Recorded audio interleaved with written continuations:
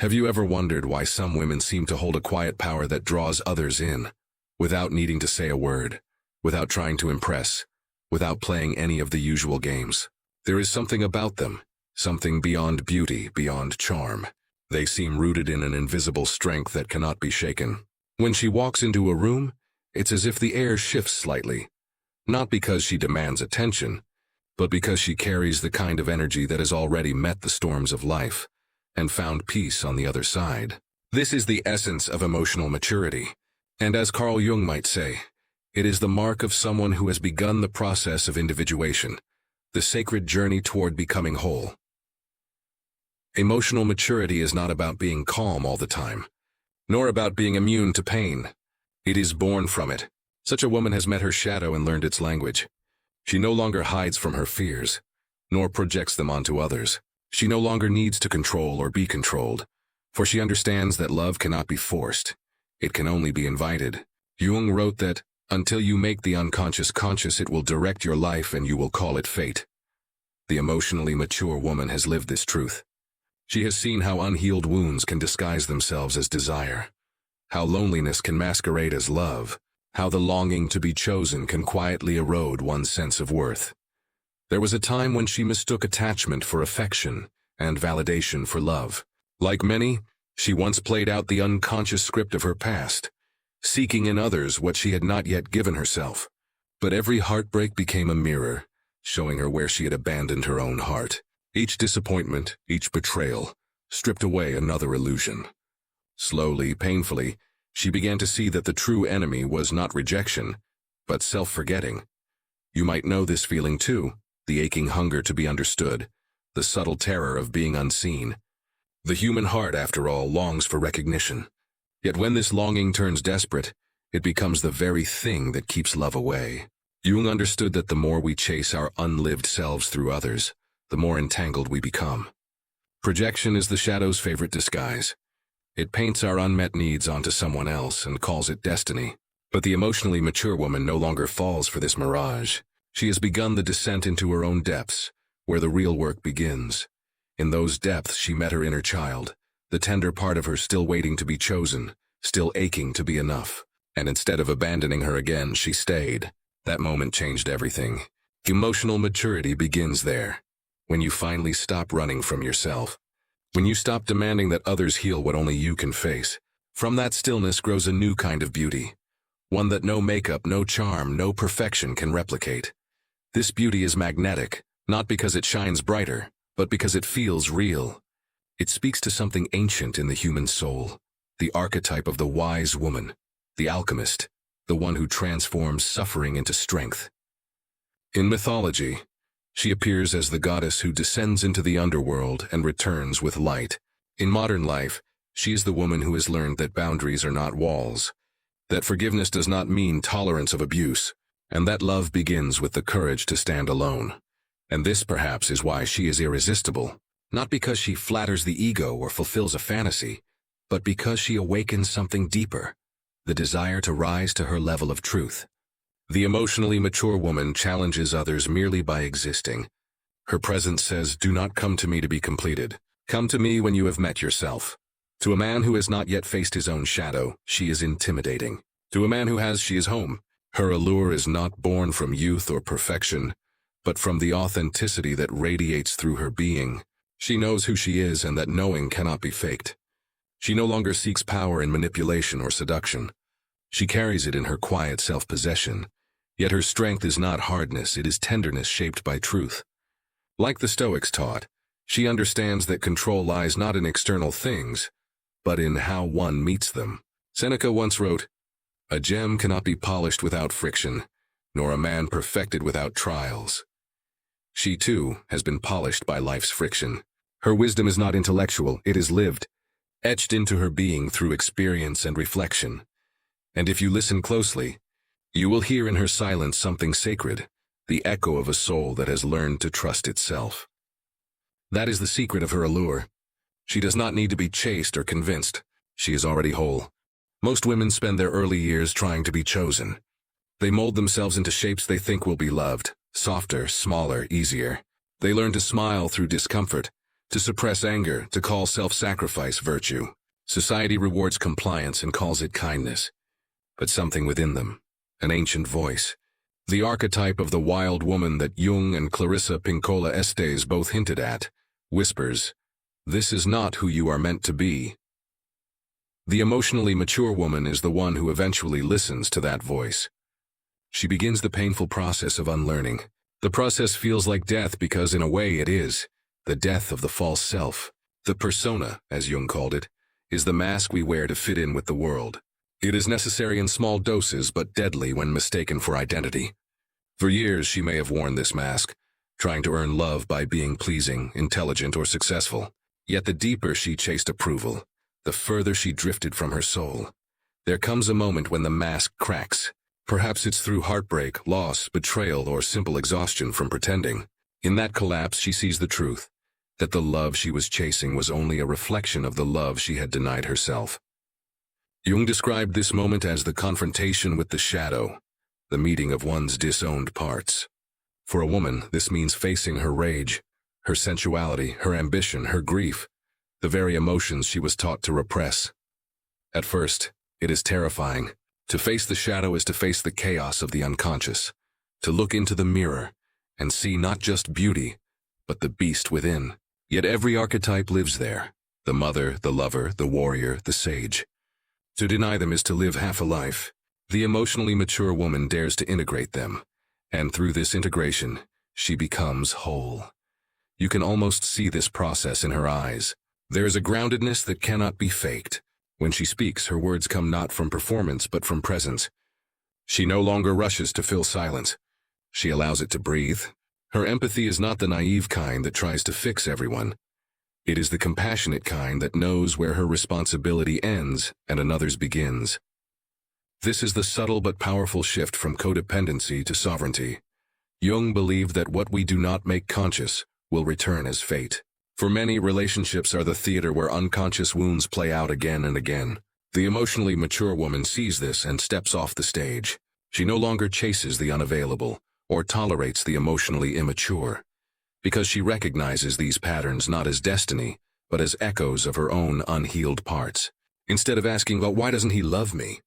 she asks, "Why do I remain where love does not flow freely?" This question marks her transformation. No longer the damsel waiting for rescue, she becomes the heroine of her own story. And with that realization, her energy changes entirely. When you no longer need others to complete you, you begin to attract from abundance, not absence. Love then becomes a meeting of equals, not a negotiation of wounds. Stoic philosophy teaches the same truth through different words. Marcus Aurelius wrote, "The happiness of your life depends upon the quality of your thoughts." Emotional maturity is, at its core, the discipline of thought. It is the ability to pause before reacting, to observe without being consumed. This does not mean the mature woman suppresses emotion. On the contrary, she honors it. She lets herself feel fully, but she is not enslaved by feeling. She has learned the art of inner stillness, the ability to hold both joy and sorrow without clinging to either.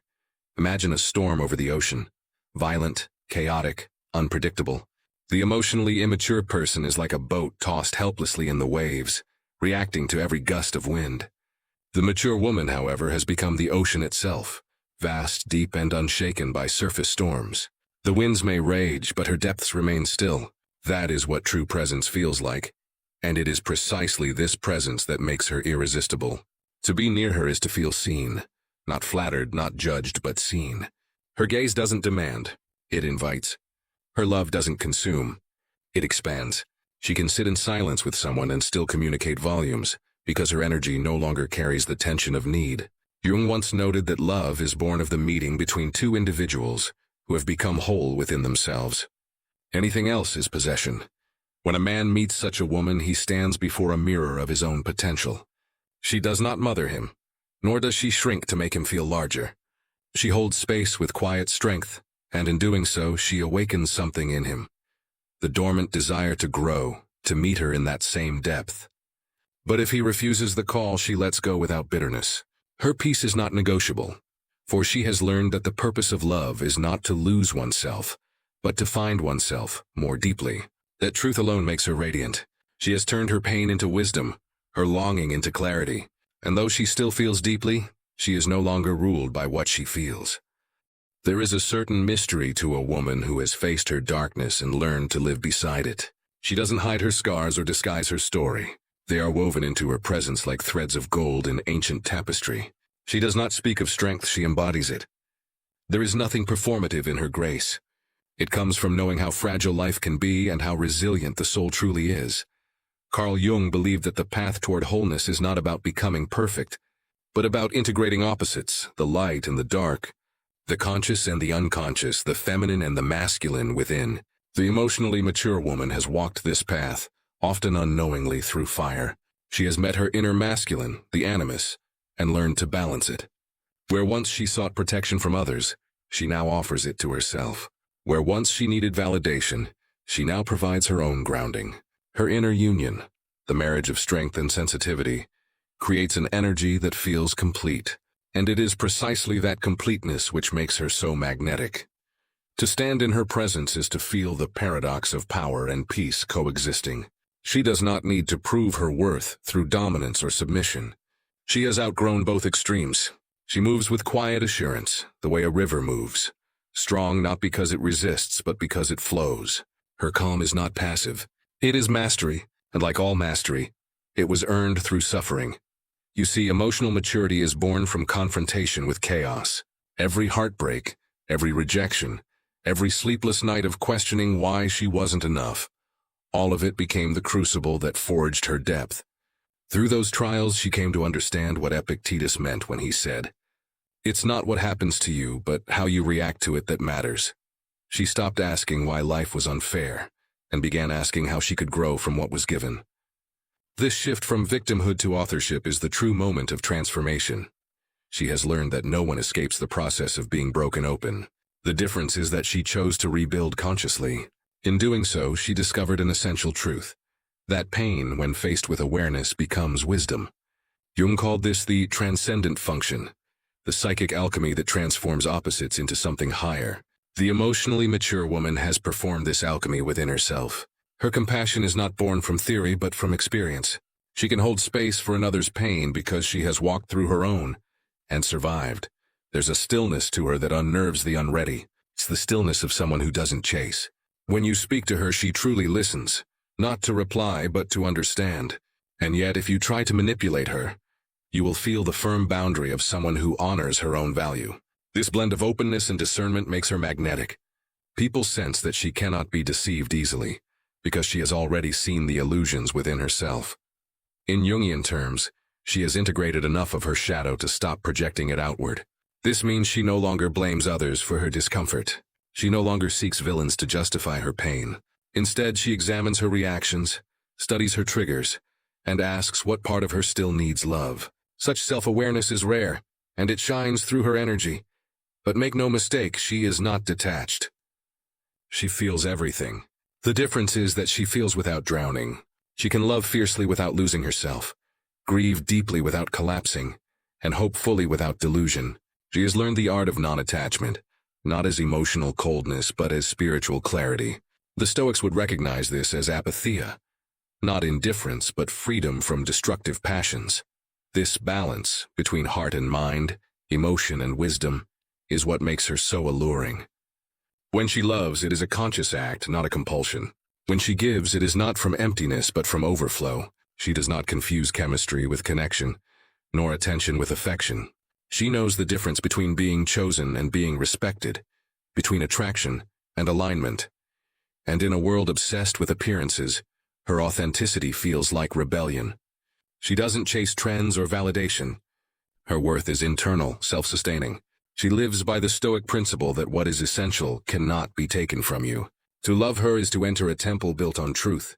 That is why men who have not yet faced themselves often find her intimidating. She reflects their unintegrated parts. To truly love her requires courage, because she demands presence, not performance. She will not settle for half love, half truths, or half living. She knows that real intimacy requires two people willing to see and be seen, without masks. For her, love is not escape, it is revelation. She doesn't want to be completed. She wants to be met, and perhaps that is what makes her irresistible. Not her beauty, though she has that too, but her depth. She stands as a reminder that there is another way to live, not in reaction to the world, but in relationship with it. Her presence calls you back to your own center, says without words, become who you are meant to be. If a man truly looks at her, truly sees her, he might sense something ancient in her gaze. It is the gaze of one who has looked into her own abyss and found not despair, but understanding. There's a gravity in her calm, a silent invitation to rise above the shallowness of ordinary desire. It's not that she's difficult to love, it's that she cannot be loved superficially. Her soul demands depth, truth, and reciprocity. She lives in a frequency where games cannot survive. To the emotionally immature, this is unsettling. To the awakened, it is magnetic, because to be with such a woman is to be challenged to grow, to step into one's own wholeness. Jung wrote that, "The meeting of two personalities is like the contact of two chemical substances. If there is any reaction, both are transformed." That is what happens when a man meets an emotionally mature woman. Transformation. Her presence reveals who he truly is, not through judgment but through reflection. In her presence he feels both seen and confronted. She does not flatter his ego, nor does she compete with it. Instead, she calls forth his highest self, the inner masculine capable of integrity, empathy, and strength without dominance. Her maturity awakens his own, because she relates not to his performance but to his potential. And that is a rare thing, to be loved not for how you appear, but for the essence you could become. But she will not wait for you to catch up. Her love is patient, yes, but not stagnant. She does not cling to potential. She respects reality. Her boundaries are not walls, they are gates of self-respect. If you meet her there, she will open entirely. If you cannot, she will close the gate gently and walk away, with peace in her heart. She knows that leaving what is misaligned is an act of love, too. Love for herself, and even for the other. This wisdom did not come easily. There were years when she mistook intensity for connection, chemistry for destiny. She learned through heartbreak that desire without emotional depth burns fast and dies empty. Through the ruins of her old patterns, she began to rebuild from the inside out. Each time she was broken, she found a deeper layer of self-awareness. Each ending became a sacred teacher, like kintsugi, the Japanese art of mending broken pottery with gold. She filled her cracks with truth until the very things that once hurt her became the source of her beauty. There's a kind of elegance in how she moves through the world now. She no longer rushes. She is deliberate in her choices, mindful in her words. Her emotional intelligence is not about analyzing others, but about attuning to energy. She senses authenticity the way a musician hears harmony. You cannot pretend with her. She feels the dissonance before words are spoken. That intuition is not mysticism, it's mastery of self. She has learned that the more honest you are with yourself, the clearer you become about others. And perhaps this is why her presence feels sacred. She has turned her wounds into wisdom, her fears into insight. Where once she sought validation, she now seeks resonance. Where once she feared being alone, she now treasures solitude as the temple of renewal. This is the paradox of growth. The more whole you become, the less you need others, and yet the more deeply you can love them. The Stoics would have admired her restraint. They spoke of the power to govern one's own mind as the highest freedom. Marcus Aurelius wrote, "You have power over your mind, not outside events. Realize this and you will find strength." She lives by this truth. She cannot control what others do, but she governs her responses with grace. Her dignity is her armor. Her empathy is her weapon. In her solitude, she has found peace. That peace radiates like sunlight through the cracks of her being. People feel safer around her not because she promises comfort, but because she emanates authenticity. There is no pretense in her presence. She is both soft and strong, capable of surrender and of saying no. She can hold you while you fall apart, but she will not let you drown her in your chaos. Her empathy has edges now, edges carved by experience and bound by self-love. And yet she is not cynical. The mature woman does not lose faith in love. She redefines it. For her, love is not about losing oneself in another, but about meeting in mutual recognition. It's not about finding someone who completes her, but someone who complements her. She understands that every relationship is a mirror, reflecting back what still needs healing. When love ends, she no longer asks, "Why me?" She asks, "What did this come to teach me?" Her heart, once naive, has become wise. She no longer fears endings because she trusts beginnings. She knows that nothing real is ever lost, it simply changes form. Her maturity is not the absence of emotion, but the mastery of meaning. She has made peace with impermanence, understanding what Seneca meant when he wrote, "He suffers more than necessary, who suffers before it is necessary." And so, she walks lightly through life, still capable of wonder, still capable of love, but never willing to lose herself again. Her radiance no longer depends on who admires her. It comes from within. She has found that rarest of powers, to belong wholly to herself. Today, perhaps more than ever, the world needs women like her. Those who have turned their pain into wisdom, their solitude into strength, and their compassion into clarity. For in a culture obsessed with validation, the emotionally mature woman stands as quiet rebellion. She does not chase admiration, she embodies meaning. She is not addicted to attention, because she has learned the profound truth Jung and the Stoics both understood, that everything external is transient, and only the inner life endures. In her presence, one senses this stability. It feels like standing before an ancient tree, rooted, alive, and utterly unshakable. You could strip away the ornaments of her life, and still she would remain herself. Her worth no longer hangs on her relationships, her appearance, or her achievements. These things she enjoys, yes, but she does not cling to them. She has tasted loss, and learned that nothing truly essential can be taken. From that realization grows a calm power, a quiet radiance that draws others in, not through need, but through peace. This peace was not handed to her. It was built. It is the fruit of countless nights of introspection, of facing the shadow and staying with it until its language became known. She has befriended her fear, her anger, her loneliness. She has learned that even the darkest emotions carry wisdom if one dares to listen. Jung once said that one does not become enlightened by imagining figures of light, but by making the darkness conscious. The emotionally mature woman is living proof of this. She has turned inward and found there, beneath the chaos, a luminous stillness, the self. That self, in Jungian terms, is the center of the psyche, the totality of who we are when we integrate every fragment of our being. It is not the ego's triumph, but its surrender. The emotionally mature woman lives from that center. Her actions arise not from fear or compulsion, but from alignment. And when you meet someone who lives this way, you feel it. It feels like truth. It feels like home. She has stopped performing for the world. She no longer needs to be the good girl or the strong woman. She simply is. The performance exhausted her long ago. Now her strength is effortless, her kindness unforced. She can laugh easily because she no longer carries the weight of pretense. She can cry without shame because vulnerability no longer feels like weakness. Everything in her has softened, not from surrender, but from acceptance. This is what individuation looks like when lived. It is not some lofty, mystical state. It is the quiet courage to be real, to stop pretending to be perfect and to start living as whole. Wholeness includes contradiction. She knows she can be both fierce and gentle, powerful and tender. This paradox is what makes her fascinating. She has become, in Jungian language, the embodiment of the self, no longer fragmented by the roles society once imposed. And now she gives from fullness. Her love, once a desperate attempt to be seen, has become a gift freely offered. She loves not because she needs, but because she chooses. She forgives not to reconcile, but to release.